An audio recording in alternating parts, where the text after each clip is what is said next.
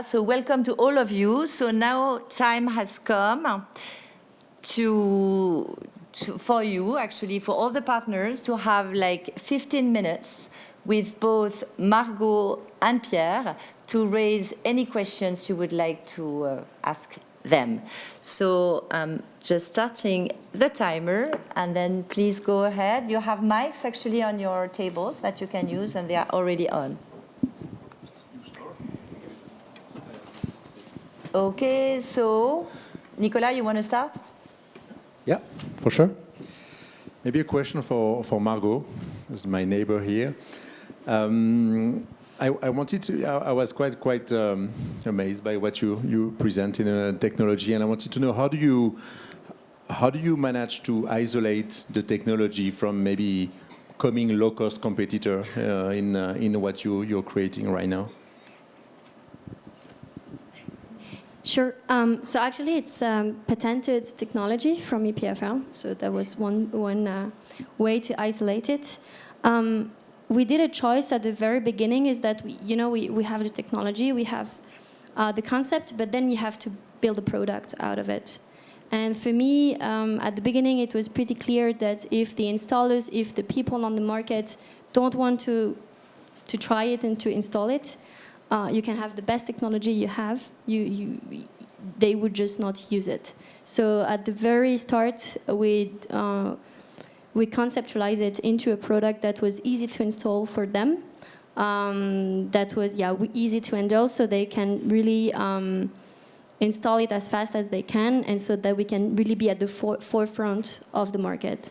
So we isolated the technology somehow with a patent, and today we are the only one to have patented this, but continuing to be at the forefront by really asking the questions and taking into account the installers and the people who work with our technology is a key aspect of, I would say, our differentiation strategy. Thank you very much. Question for Pierre, maybe? I have a very strong question, very tough question for you. The question, are you ready? Sure. Is AI compatible with sustainability, given its carbon footprint? So I can talk about the application that we use, right? We use AI to detect and automate the transformation, the right transformation for buildings. So what is the right mix? What's the right size? Is it profitable? Our engine is helping to calculate all of that, supporting it. We don't just sprinkle AI all over it and say, hey, everything is AI. The vast majority of the engine is still purely physics-based. But we choose specific parts of the software where we know that the scale that you reach and the automation that you achieve by unlocking those parts through AI is so much more valuable than the investment that goes into it in terms of power. So training the models, that's basically right now what's taking most of the power, right, in AI. And that way we make sure that it's still sustainable at the end. And yeah, I think it's understanding what the trade-off is at the end. Thank you. Thank you, Pierre and Olivier. Next question, maybe Matthias? For Margot? Or for whoever. Okay, so for Margot. Actually, it's two questions. Two small questions. What are the next steps for EnerDrape? First one, and the second one is what innovation are planned? Sure, thanks for the question. So for the next steps is to grow the company and reach the market. As it was mentioned, EnerDrape was created in 2021, so we are at the beginning of our journey. We just closed a seed round, so now we are really about penetrating the market, having as much as reference we can, and start our internationalization path. So yeah, I would say that's really the next steps for growing the company, growing the product portfolio and the references on the market. And for the next innovation, we have some innovation plan on the product side, which I cannot disclose, unfortunately, yet. And now we have some innovation plan on the business model. At the very beginning of EnerDrape, we had already one disruptive innovation in, as I was mentioning, a quite conservative market. So they wanted to disrupt everything at the same time. We wanted first to make the market accept the technology, which we are doing at the moment. So now we are planning to continue to disrupt a little bit the value chain, the market, by innovating on the way we sell, on the way we implement, and really to foster and accelerate our installation, the market adoption, and the impact really we can do with this type of solution. Thank you. Antoine? Going for a question for Pierre. You have been in the business of sustainability for a long time. Have you seen an increase of the demand for such solutions? But is it like people wanting things, or it's more like linked to incentives from the government or the cities, or it's like a true like awakening from the people and from the companies? So I think it's good that we have come to kind of a general understanding that we have to do something. I mean, we don't have that discussion really, and the ones they're still kind of more on the conservative side, they typically just don't open their mouth in the meetings anymore. That's good. What I still see, however, is that you need to convince people that there's profitability behind all of it, or what we're moving is still profitable. Because essentially that's also what technology unlocks, right? Like if you have the right technologies, the right scale, brings the right automation, brings down the cost. And that still moves people at the end, right? Like that's going to bring speed. And then I think that's what unlocks the next sustainability era. Thank you. We still have time for questions, 7 minutes, so please, maybe Matthias, yes? Yes, so for Pierre, how is Enshift positioned in relation to the competition in the field of climate technology and AI? So we're quite broad. I think what distinguishes us is that we, at the end, serve the whole value chain. So the whole transformation process from the concept development all the way to implementation and operations of climate technologies. Obviously, we might also include yours, as we discussed at the beginning. And we do it across the stack, across the value chain, and we have experts for each step.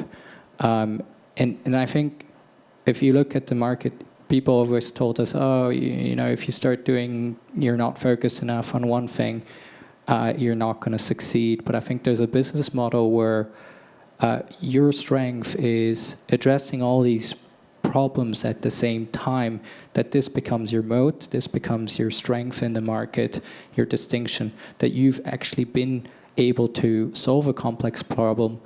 That is very broad on all verticals that are included in that value chain. So, hope that answers. Thank you. Olivier? For Margot. So according to your experience, What is the main challenge for the development of current sustainable technologies today? So yeah, I would say now we are getting into it.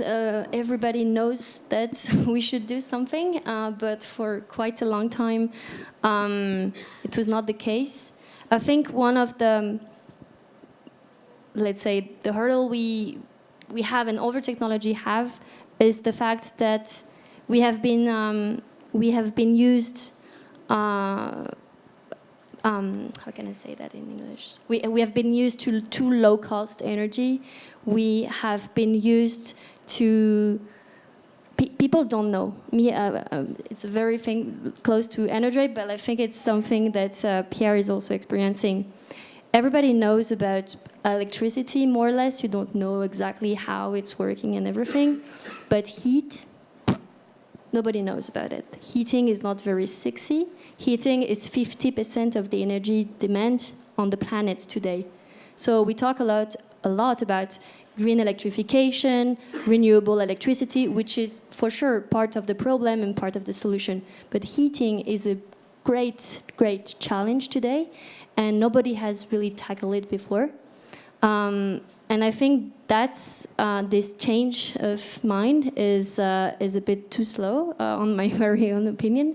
And it's one of the challenge we have, because people now, because of the urgency, are looking for the magic solution that is going to solve all the problem. But I really believe that there's no magic solution. It's a puzzle, and we need lots of pieces to the puzzle. EnerDrape is one part of this puzzle. What Pierre is doing with Nshift is bringing all these pieces together to afford the best solution to the client. And I think, this kind of mindset that we have been used to because of gas, because of fossil, that were so easy, is one of the biggest thing we have to change, and one of the biggest challenge we are facing, and which is really limiting at the moment the penetration of most clean technologies. Thank you, Margot. Question maybe from you, Nicolas? Yeah? For you, Pierre. I was wondering, in your previous venture, you said you had to scale up internationally, and you made it a big success internationally. How do you, it has nothing to do with just sustainability though, but how did you manage to scale up without losing your soul?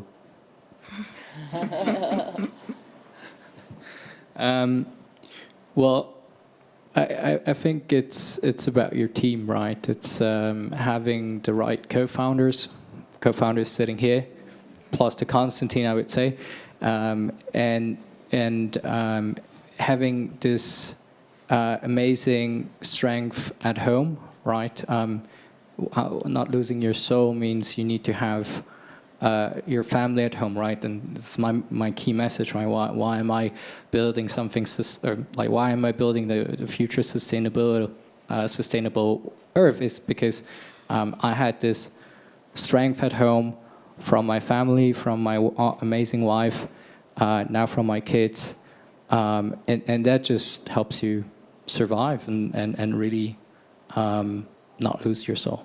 So I hope that answers it. Thank you. Yes, one more question maybe? Yeah, I'm going to follow up with Margot on scaling up. How do you choose maybe people that join the team? Is it the purpose or is it the skills? And how do you keep the flexibility and the spirit in the team as well? Yeah, I think it's finding the people that shares the same value than you. I think it's a lot about values. Skills, of course, skills is also part of it.